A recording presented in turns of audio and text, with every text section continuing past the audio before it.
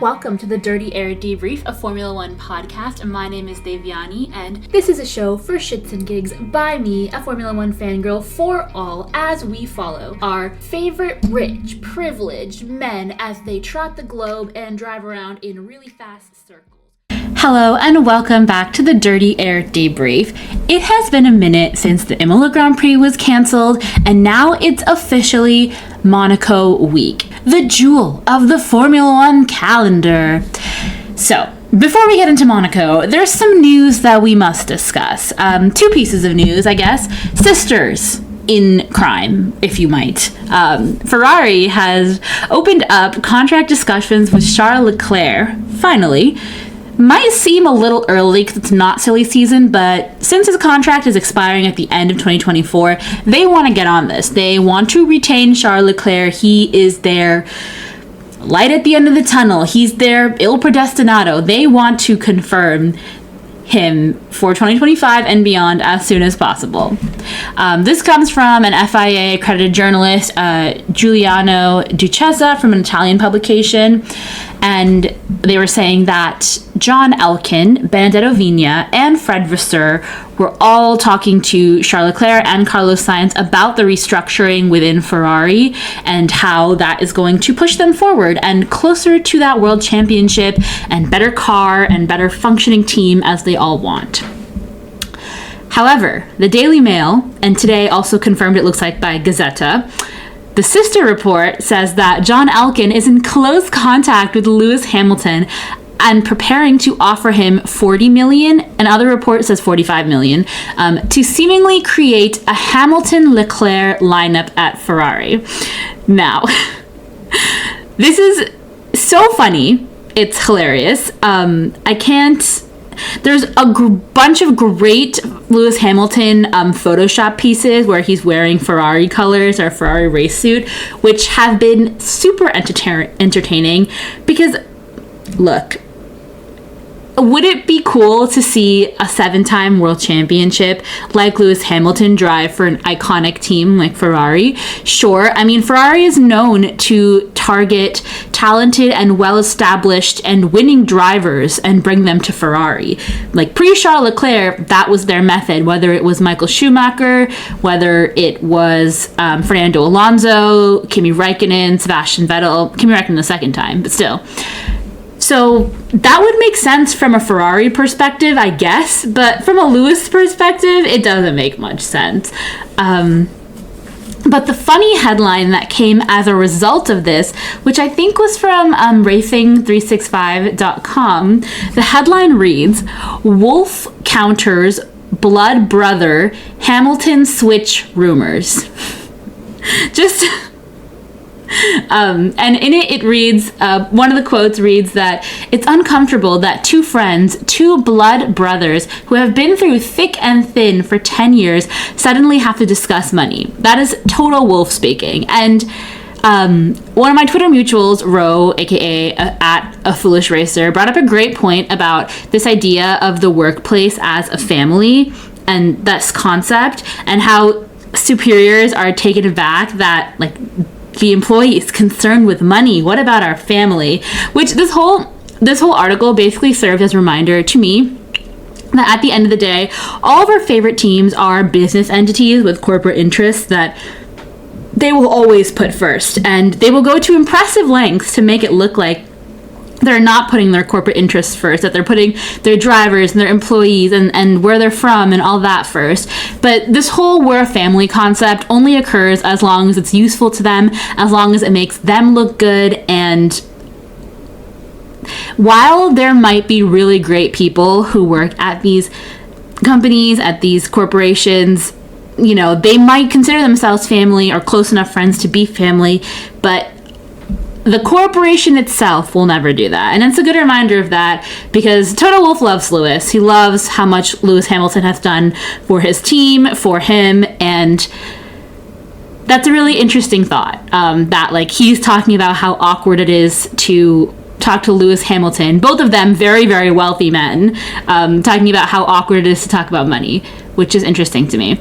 And then the next headline, not exactly a piece of news, but a headline that was, I think, Planet F1. The headline reads, Lando Norris overlooked as McLaren boss lauds their future world champion prospect. Now, basically, the article is referring to the fact that Zach Brown called Oscar Piastri a future world champion. The quote itself that this is based on reads, from Zach Brown, we're very impressed with him. He's focused. He's not really made any big mistakes, just a typical exploring of limits, so the odd lockup or a wheel here or there. He's not been on all of these circuits, so early indications are that we've got a future world champion on our hands. We just need to focus on getting him a faster car. Oscar has done a fantastic job, and he's trading lap times with Lando, and that's what you want. Now, again, later in the article, they do say that, well, Zach Brown has called Lando Norris a future world champion since the second he stepped foot in that McLaren car in 2019, even before then, basically. So it's not like this is anything out of the blue, and Lando Norris isn't really being overlooked as McLaren boss lauds their future world champion prospect there to Zach Brown, both future world champion prospects.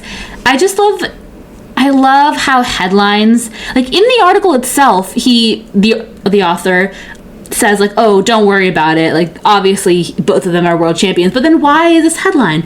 Obviously it's clickbait. Obviously, it's a drama thing. It's starting beef between teammates, but it's really not working because people have called Lando Norris and George Russell future world champions since like 2018. I really don't think they're overlooked. Anyway, I'm just trying to picture Lewis Hamilton at Ferrari and, the way that he's expressed some of his frustration and also solidarity with the team this year in terms of them not listening to their input last year and still being kind of behind Red Bull this year makes me think of how much being at Ferrari would enrage him and how much that just wouldn't work. And why would he go there? He's also like an ambassador for, how do you say it, Daimler, for like 10 or 15 years. He has that ridiculous deal. And I don't think can he be an ambassador for Daimler and drive for Ferrari? Probably not. Anyway, I think it would be cool though to see Lewis Hamilton and Charles Leclerc as teammates. It would really complete a circle, Seb and Charles and now Lewis and Charles. It'd be like a little thing. It'd be cute. Even if it's really improbable, but it does make me think about the rest of the silly season that's going to come to us. And we've got a couple of drivers that people want back on the grid, whether it's Daniel Ricciardo, whether it's Mick Schumacher, or newbies like Liam Lawson, who a lot of people are gunning him to replace Nick de Vries. And it kind of sucks that this has happened to Nick de Vries so soon into the season. It's only been, 5 races, and Helmut Marko's already giving him an ultimatum. Like, I get that's the way this business goes. You're not here to make friends. You're here to race and make money. But 5 races is just not enough to even gauge somebody's talent, especially considering that, he hasn't driven at a lot of these circuits. And the AlphaTauri, it's not like it's a great car that you can really expect things from him. And it shouldn't be fair to compare him to his teammate who's been in Formula One for 3 years so immediately. Like, I do understand the expectations game, and the whole point of bringing Nick de Vries to the AlphaTauri seat was that he wasn't going to be a regular rookie, that he had more experience, that he was older, that he was more mature, that he could be the team leader after Pierre Gasly left. But that was never a realistic expectation, at least in terms of adapting to Formula One so quick.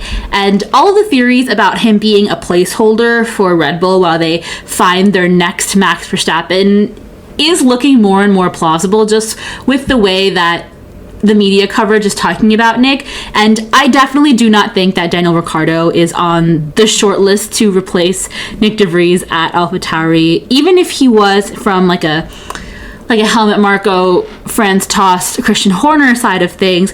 Daniel Ricciardo has made it very clear that he wants to drive for a top team. So, I mean, sure, anything can happen, and maybe he wants to get back in the grid and he jumps in this AlphaTauri seat, but that would just be going back 12 years for him, It just wouldn't make any sense. Liam Lawson is the most realistic candidate if Nick de Vries is to be replaced, and I don't think Helmut Marko gave Nick de Vries 3 more races to kind of, I guess, score points or match Yuki Tsunoda or do something to impress him. But 3 more races isn't a lot. I mean, it's Monaco and Barcelona are in the immediate future, and Monaco is a tough track for anyone, really. It's a big deal to finish the race because one mistake and you're in the barriers. So it's not like these are the 3 easiest races on the calendar that he's going into. I do hope that he gets until summer break, or I mean, in my opinion, the ideal scenario would be to give him at least a year. So I guess we'll see. And I'm not a Nick de Vries fan by any means. I just think that, like, if you're giving him a seat, you should give it to him for that calendar year. Then again, if Liam Lawson is the prime candidate to replace Nick de Vries, he's racing in Super Formula and he's knocking everyone's socks off. I mean, he's won 2 out of the first 4 races, and these are like good drivers. These are professional racing drivers, so he's making it look really easy. So I do hope that Liam Lawson gets a seat in Formula One. I think it would be a sight to see. It would be cool to see. But at the expense of somebody midway through their rookie season, I don't know if that makes any sense. And then if you take out Nick de Vries, what's the expectation on Liam Lawson going into his first 5 races? You know, it's just kind of like a circular cycle of doom at some point. I just think it's a little early for silly season. I don't know. I guess it's the end of May, but I prefer that all this happens when it's supposed to, in the summer break, in August, so we can devote our full attention to it and really, really buy into the delusions of whatever the Formula One media is trying to sell us. Anyway, it's time to talk about Monaco. And I would like to start with a declaration of my love for Monaco. This might be an unpopular opinion, but I love Monaco. There's something about it. It's not the glitz and the glamour. And I know, yes, you can say it's procession. That's fine. I just love as the cars go by, grazing the walls, just barely kissing them. The iconic shots of the Grand Hotel hairpin that we see year after year after year that eventually become our lock screens. The way that the drivers speed through the tunnel. History and heritage matters. It means something to win here and to master Monaco. The narrowest circuit with virtually no runoff areas. There's no room for error. The deafening noise, an implicit grandeur, the ridiculousness of the feat itself.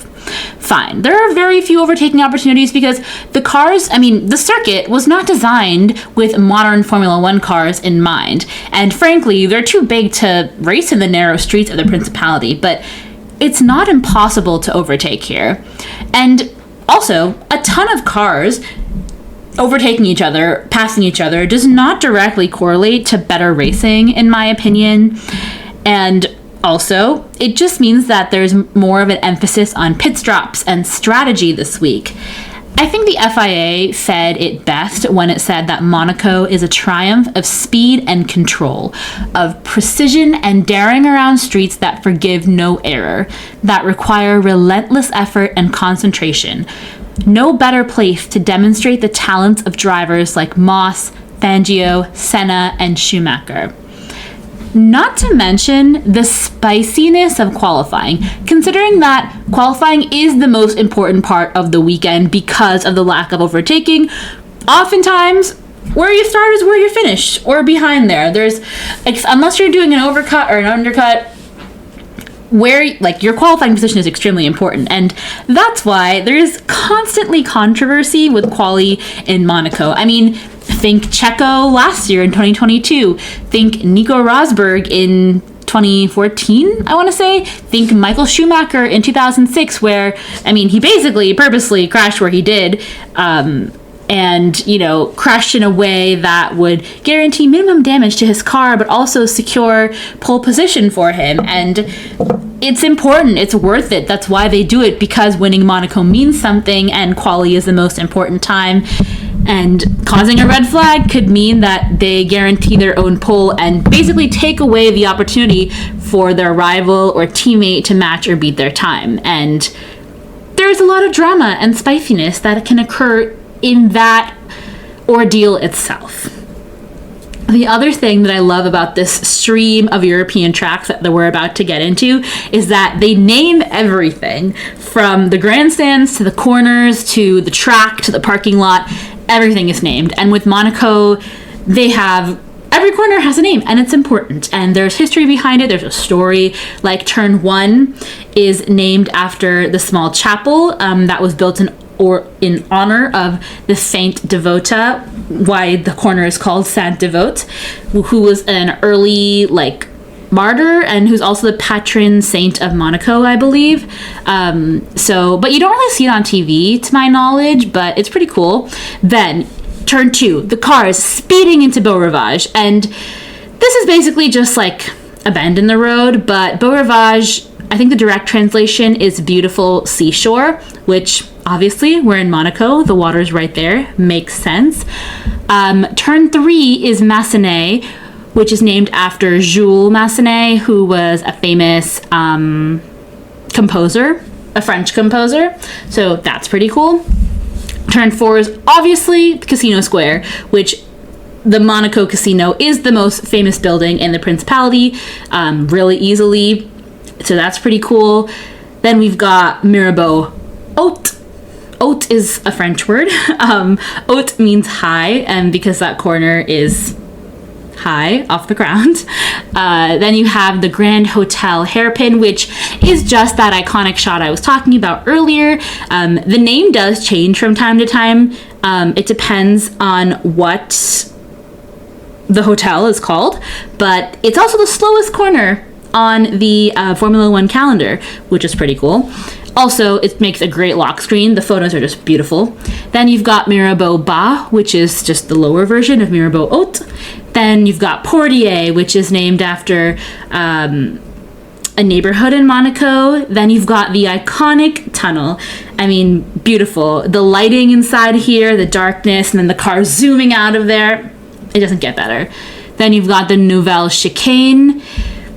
Obviously, it used to be called something else. I don't know what it was called before, but it was basically reprofiled, and then it was named again. Nouvelle means new, and then the chicane, so duh, the new chicane. Turn 12 is Tabac, which is named after the tobacco shop that's near this left-handed corner. Then turns 13 to 16 are swimming pool.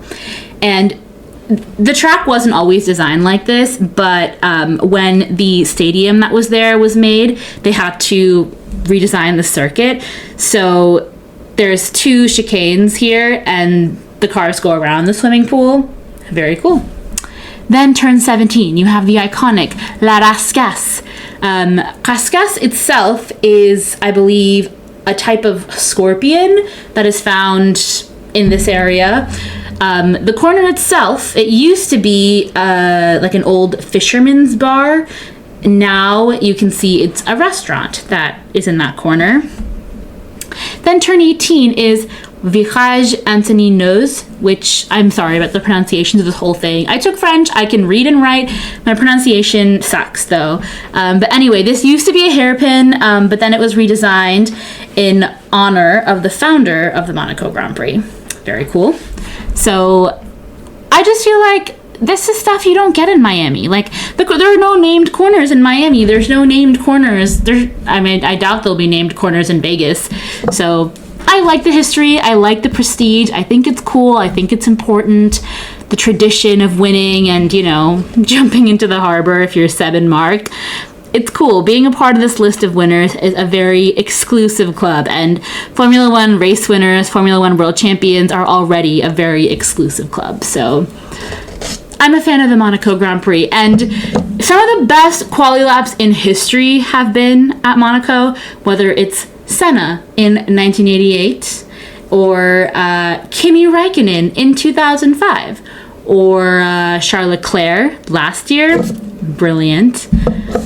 I'm just excited for us to be back in Monaco. It's just a special thing. Like, the whole week leading up to it is very cool.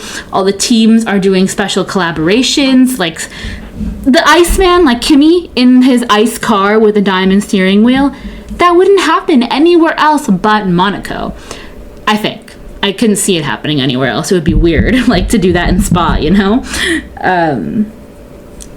Anyway, this is Charles Leclerc's home race, and the Monaco Grand Prix is the jewel of the Formula One calendar, and I feel like the only race that would be more meaningful to win than the Monaco Grand Prix is your home Grand Prix, and for Charles Leclerc, those are one and the same. And obviously, it hasn't been easy for him racing here in the past. And this is also his brother, Arthur Leclerc's first year racing in Monaco as a Formula 2 driver. So, you know that unmentionable thing that I do not believe in? The Monaco curse? I don't believe it. But I will say, the fact that there are 2 Leclercs racing in Monaco is concerning. And I hope that they both race well at home. I think, as always, I think it's Charles Leclerc's year. Nothing can convince me otherwise. He's just ready. He is. He just needs the support of a reliable car and a reliable team, and they're getting there. I understand that Fred Vasseur needs time, and we're going to give him time, but Charles Leclerc is never going to stop trying, and I'm never going to stop rooting for him. So there's that. So no, I don't believe in a curse. It's not real. He can do this. And on that note, it's time for our Monaco Grand Prix predictions. Now, I think that 3 cars will DNF on Sunday. I think we'll have 1 safety car, but I don't think we'll have any red flags. Also, oh, wait, I totally forgot that it's supposed to rain this weekend. Okay, well, if it rains, I think we'll have 5 DNFs, a safety car, and a red flag. And I think we'll have someone unexpected on the podium if there is a red flag and like an incident. And I think that someone unexpected will be... Oh, that's hard. Okay. I think that someone unexpected will be either an Alpine driver or Lance Stroll.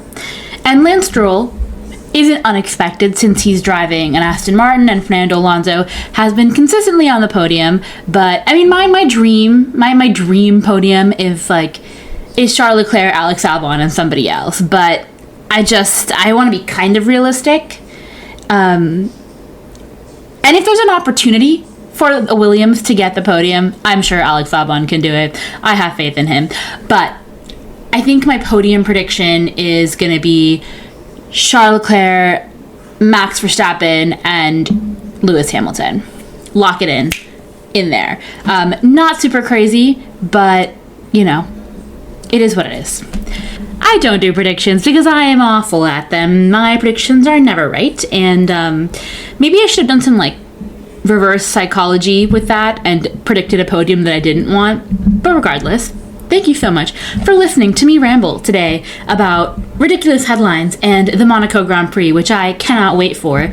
And I totally understand if you skipped through all the corner names, because I get it. I understand. It's fine. Anyway, please let me know if you have any feedback, critique, criticisms. I love hearing all of it. You can find me on TikTok and Twitter at formula_dev, or on email at f1deviani@gmail.com. Thanks, y'all. See you next week.